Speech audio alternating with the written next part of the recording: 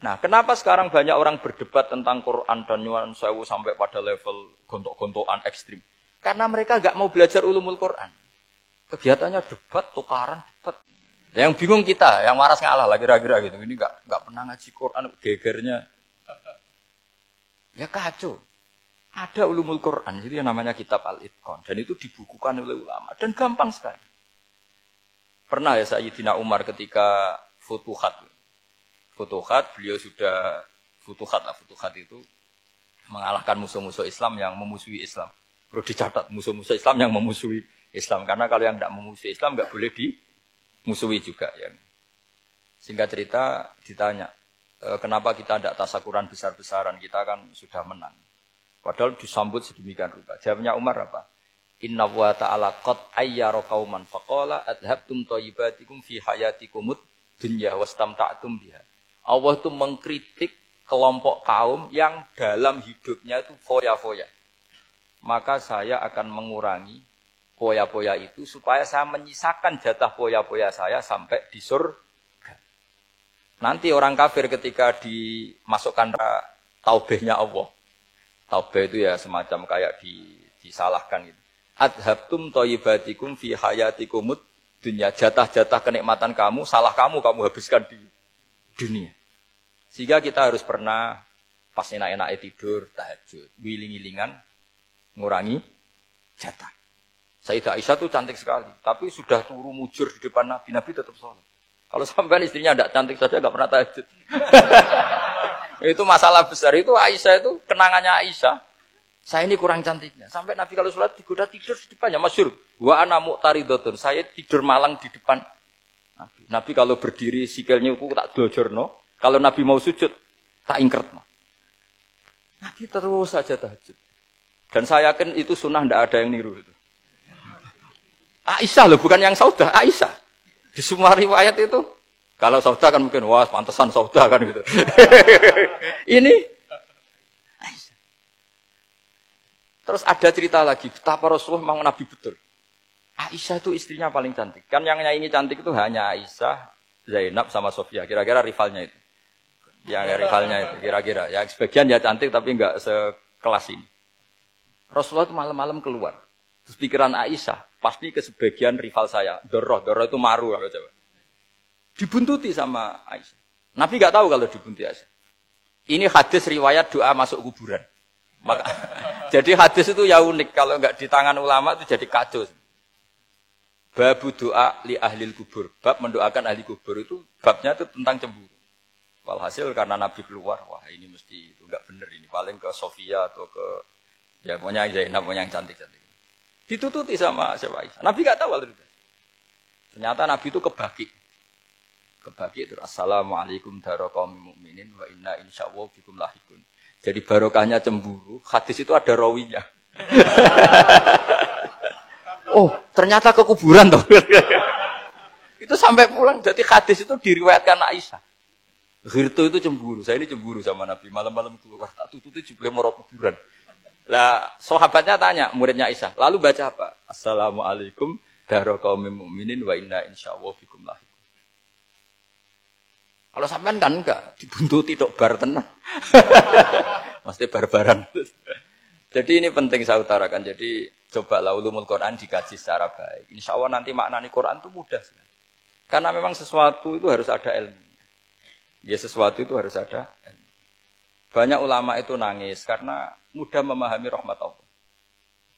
Abu Yazid Al-Bustami itu jadi wali bukan karena banyak wiridannya, enggak. Dia setiap makan itu memuji begini, ya Allah, engkau itu tidak butuh saya, tapi kenapa ngasih makan saya? Kalau majikan ngasih makan karyawannya kan supaya mau kerja. Semua kebaikan manusia itu pasti ada imbalannya. Tapi engkau itu tidak butuh apa-apa, kenapa ngasih nikmat kepada manusia padahal engkau tidak butuh? Itu kan aneh betul. Kalau apapun ikhlasnya orang, kalau ngasih itu kan ada maunya. Meskipun sudah bilang ikhlas. Oh sudah, tapi kalau Allah itu tidak butuh. Misalnya ada orang nyumbang masjid ikhlas, tetap di hatinya, benak Jumatan Pak Quran yang dindi, tetap ada kepentingannya. Tapi kalau Allah enggak. Sehingga cara mensifati Allah itu luar biasa. Makanya orang jadi wali itu diantara kata Rasulullah, Inna woha la yardo anil abdi idza akalal aklah fayahmaduhu alaiha aw yashruba syarba fayahmaduhu alaiha. Allah itu sangat ridho. Orang jadi wali itu kan diridani Allah. Allah itu sangat ridho kalau seseorang makan kemudian dia muji Allah.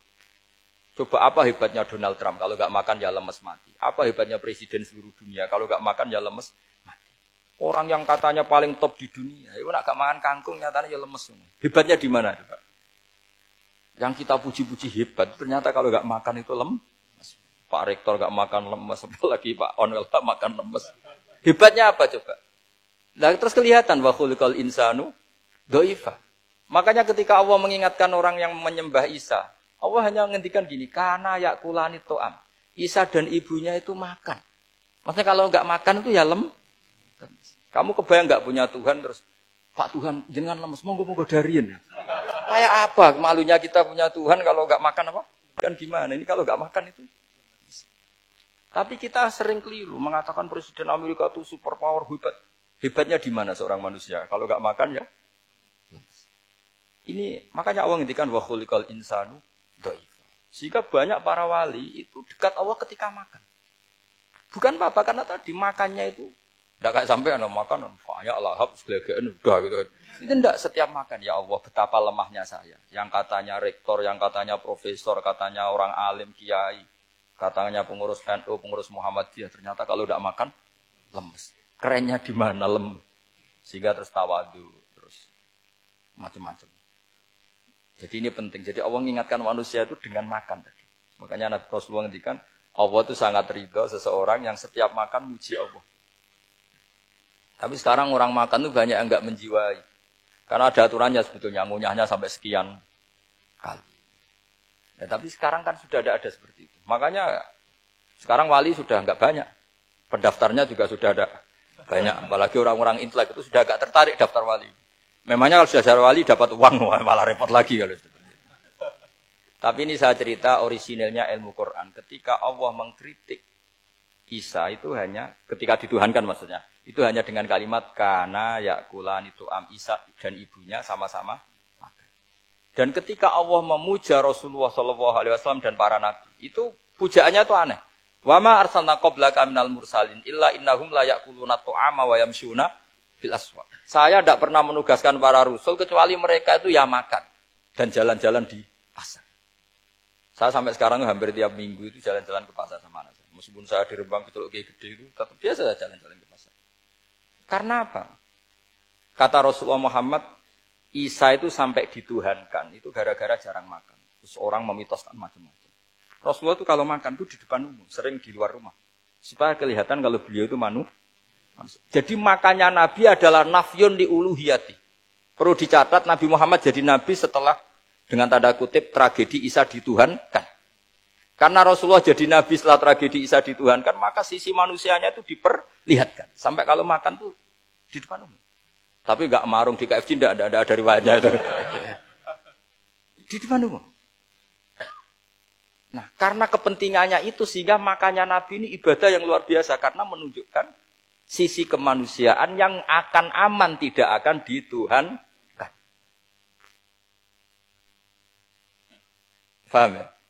Sama. Seperti kita misalnya kiai atau pejabat. Makan saja enggak apa-apa. Tunjukkan kalau kita manusia. Kalau enggak makan lemes. Dan kalau itu terus dalam hati kita, insya Allah kita orang yang mengimani wa khuliqal insanu dhaifa. Betapa manusia itu lemah. Nah, tapi kita sekarang enggak. Kalau kita jadi rektor enggak bisa mengendalikan satu kampus. Jadi kiai bisa mengendalikan umat. Pikirannya itu kayak Fir'aun. Dan di antara kesalahan Fir'aun adalah faqala ana rabbukumul a'la, bahwa saya bisa mengendalikan kalian semua. Maka dalam ilmu tasawuf yang pertama harus dihilangkan adalah sifat anania. Bahwa karena saya. Tapi kalau orang mau jadi wali atau orang dekat Allah, kenapa saya sering menyebut kata wali? Sebenarnya khazanah wali itu ada di Quran. Ala inna awliya Allahi la khaufun alaihim wa lahum yahzanun. Cuma orang kota senangnya bakas intelektual. Wong desa senani bakas wali. Akhirnya banyak orang yang enggak wali modus pura-pura wali terus nipu orang. Jadi sama-sama ada korban. Yang intelektual juga sama. Seakan-akan lebih intelek dibanding wali ini. Makanya saya supaya bahasa intelektual ya ada di Quran, maksudnya terjemahannya ada, bahasa wali juga apa? Ada. ada. Dan kadang orang jadi wali itu melakukan hal-hal yang kecil. Yaitu merasa doif saat apa? Makan. Merasa doif saat makan. Karena tadi, paling mudah menafikan ketuhanan seseorang adalah nyatanya kalau nggak makan lemes. Paling mudah mendoifkan manusia yang katanya presiden superpower pun kalau nggak makan lemes. Apa artinya kehebatan manusia yang sehatnya bergantung nasi satu mangkok? Kerennya di mana coba? Presiden kondang bisa pengaruh seluruh dunia. Jajalnya gak mangan sedino. Lemes. Berarti hadar rojul lelaki ini bergantung satu mangkok nasi. Hebatnya di mana coba? Makanya ada seorang raja angkuh datang ke seorang ulama. Saya raja bisa mengendalikan dunia. Kata ulama, andaikan kamu tidak bisa minum, kemudian harus bisa minum kalau orang menukarkan kerajaan kamu. Kamu boleh minum, asal kamu tidak jadi raja. Apa kamu kasihkan kerajaan kamu ketika kamu harus minum dengan cara seperti itu? Misalnya di tengah belantara, kalau di Arab kan sering ada Sahara itu ada padang pasir. Terus kata raja itu, ya saya milih minum. Kalau saya tidak minum mati. Mendingan tidak punya kerajaan. La tafroh bimulkin la yusawi kak samain. Kamu jangan bangga dengan kerajaan yang nilainya tidak ada dengan segelas. Baru dia sadar ternyata. Jadi kamu jangan bangga dengan satu kerajaan yang bahkan akan kamu tukarkan dengan segelas. Artinya pertanyaannya gini, kerajaan yang kamu bisa mimpin ini ditumpang air apa ditopang keangkuhan Anda? Sebenarnya ditopang air. Karena sekali Anda tidak minum, tidak bisa jadi raja. Terus lemes, diobatno. Sama presiden juga gitu. Kalau nggak makan, nggak minum, terus sakit, stroke, nggak bisa jadi presiden. Artinya ternyata betapa manusia ini bergantung dengan sesuatu yang remeh, yaitu makan, minum, makan, minum. Nah di sini ini, kenapa Quran menyebut para nabi? Cara pandang tidak seperti itu. Paham ya? Jadi supaya lebih memahami Quran dan kamu akan lebih tasdik kepada Quran sebagai kalam Allah yang pegangan kita semua. Saya kira demikian. Assalamualaikum warahmatullahi wabarakatuh.